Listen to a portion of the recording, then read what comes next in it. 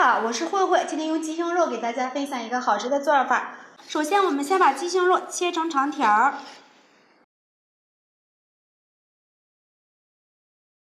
给它切成小块，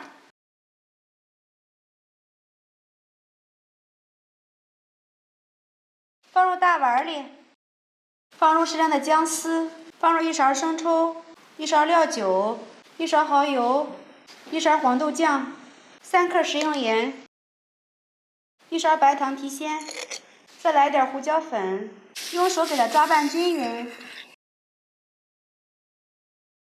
多抓一会儿，让鸡胸肉入味儿。抓匀之后腌制20分钟。准备一个去皮的土豆，先切成大块，对半切开，再切成小块。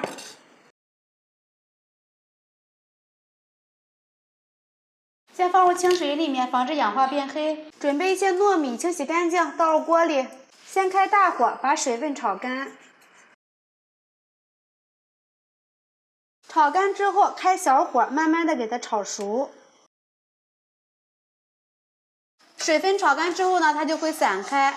我们把它炒至微微发黄，最后把它炒熟就可以了。我们在炒这个米的时候呢，一定要有耐心，像这个状态就行了。把炒好的糯米放在案板上，用擀面杖给它压碎。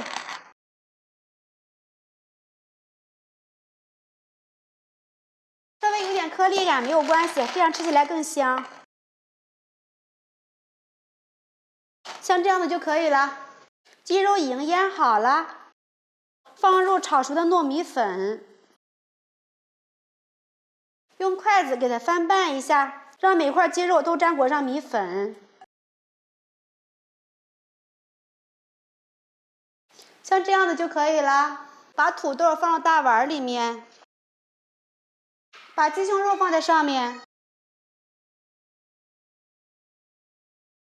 直接放到蒸锅里面，盖上盖子，水开之后蒸25分钟。现在时间已经到了，打开盖子看一下，哇，闻着非常的香。把它取出来，上面撒上葱花点缀，香喷喷的粉蒸鸡胸肉就做好了。鸡胸肉这样子做，好吃又不发胖，非常适合想吃肉又怕发胖的朋友们。里面的土豆也是非常的绵软，非常入味啦。